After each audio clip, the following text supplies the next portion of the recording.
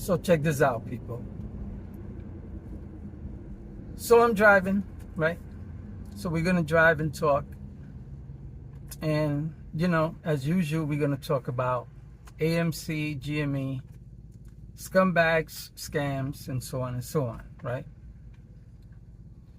So, you know, it's funny because right after I posted my last video on owning the float, after I posted my first video, the very next day I saw a video of him, right, that he had posted, right? So I don't know if you watched my video or not, right? But I posted a second video talking about him, right?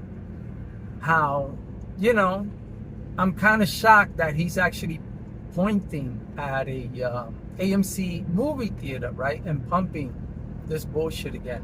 Because let's just keep it real, Mike, you're pumping it. You're pumping it. You're not saying anything different than you were saying the first time. No one is, including the father who lost some 30,000 in this play, is now also pumping this bullshit. Bro, y'all don't learn your lessons? Y'all don't learn your lessons? You can't just keep quiet about something, right? Get into the play. Shut up so you don't humiliate yourselves again. So y'all don't look stupid a second time. Really? Because look, I'm going to tell y'all people right now. Like I told you on my last video, I bought into AMC. I bought into AMC not because I believe in the stock, not because of a MOAS, not because of a squeeze, nothing. I bought into it because it's at its lowest. So it either has to go up or down. So I bought options, a call and a put, betting that it will go up, also betting that it will go down.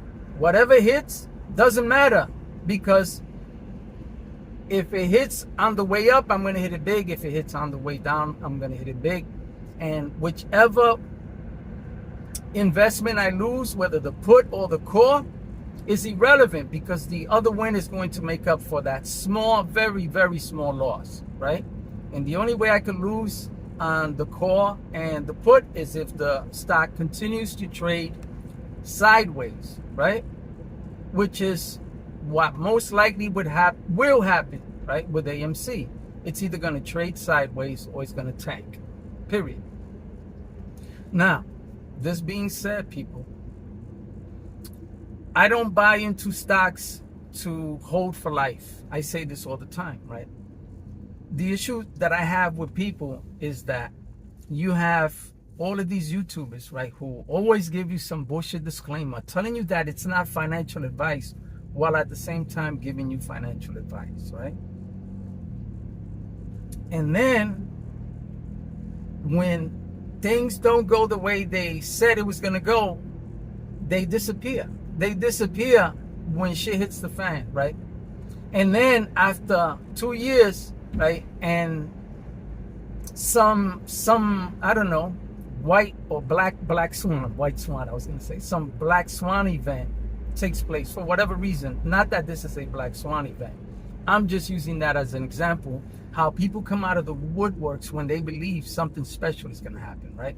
They weren't here through the fucked up times. They weren't here when they told you the stock would squeeze, and then after it didn't squeeze and you lost your money, they disappeared, right? And now that they believe it's coming back, now they're coming back, because another perfect example, bro. Can you believe these motherfuckers? I just mentioned Scavenger Stunks the other day, right? Well, not the other day. In one of my videos, I mentioned him a lot, right? I said, watch these people come back. Watch them come back. And lo and behold, I just, out of curiosity, I type in Scavenger Stunks, and what comes up? He comes up. Not as Scavenger Stunks, but as Scavenger Shorters. As Scavenger Shorters. And one of his older videos from 2022 is up, right? I guess what he did is he made it unprivate, right? He had made it private and then he made it public again, right? And in that video, he's saying how AMC is at a position, whatever. You guys know the drill and the story, right? Because it's the same bullshit, different day, right? And so it's the same, it's the same bullshit, right? Different influences most of the time, but in this case, you got the old school influencers that bullshit you. They're coming back. They're coming back, right? It's embarrassing. I don't understand how Mike from Owning the Flow would. Oh, bro, you got to be kidding me, bro. I mean, I could understand if you came back talking about how, you're going to buy into AMC, you believe you can make a few dollars, whatever, right? But, bro, you're doing the exact same bullshit you were doing before. For all of you guys, including the A Father who just came up with some bullshit video about AMC and dude, let's fucking go. LFG is what Mike from Owning the Float is calling out for. Bro, that's fucking pathetic, man. It's pathetic that you would relive this all over again, like Groundhog Day, right? You disappeared for 2 years because you believed this was a sham. After everything you said and told everyone, because you believed it, right? And then you said, oh no, wait, it's not gonna happen. And now you're coming back saying, oh, there's a possibility. And bro, you're giving price predictions. Price predictions, $5, $10. Does that sound familiar to anybody watching this video? The price predictions.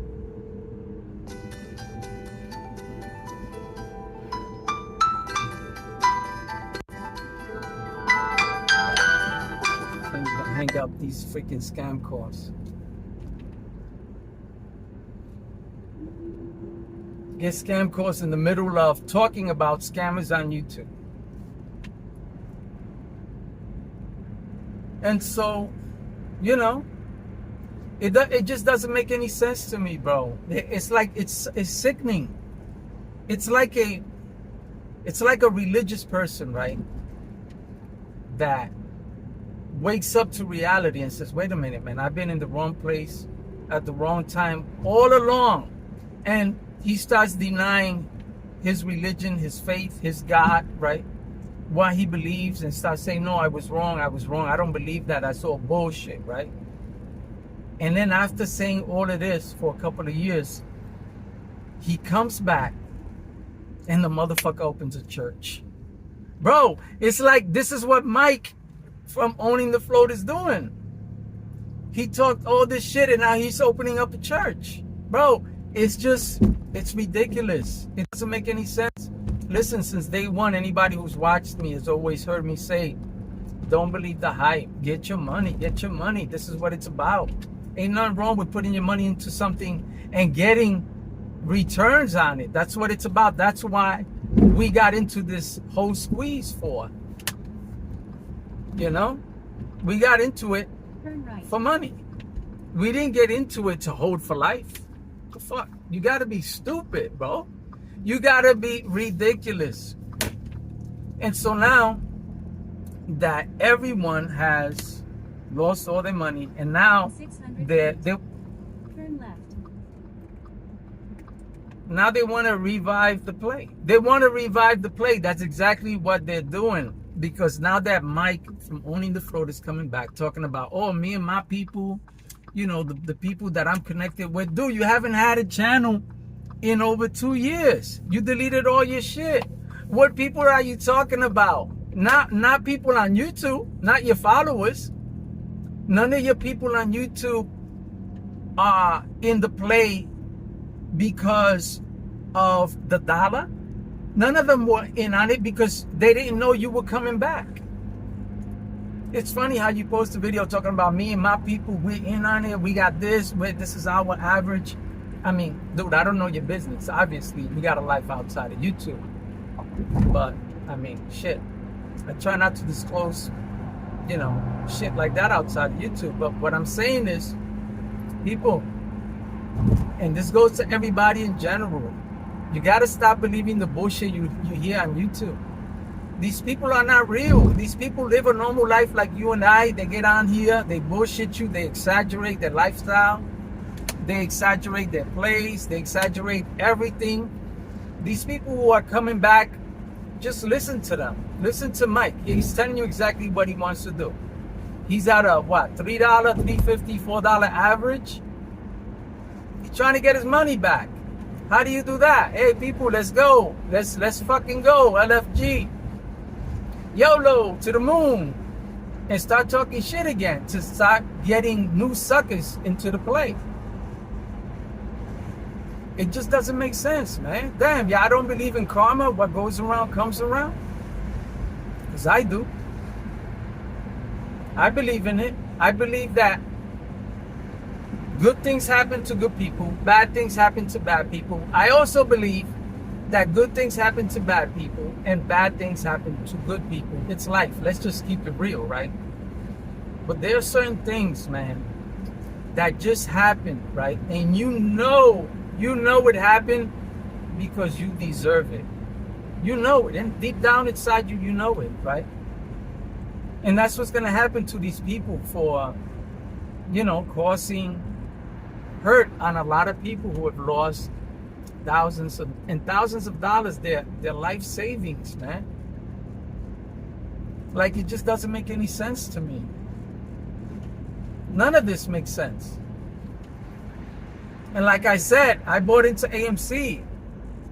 But for me to come up here talking about let's fucking go, LFG, yo, AMC could possibly hit $5. It could probably be, dude, are you fucking crazy?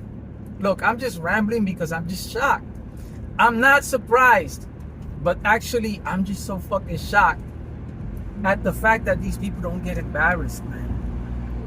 Ape Father lost 30 grand and he's coming back on this bullshit. On the same fucking train. On the same train where he got jacked. Just a typical, I don't understand. A typical victim who don't learn his lesson. I guess there truly is a sucker born every minute. And when there's not a sucker born, there's a sucker who returns to the scene of the crime. Not the crime that he committed, but the crime that's being committed on him. And soon, a lot of you AMC investors are going to be laying in chalk. Get your money, people.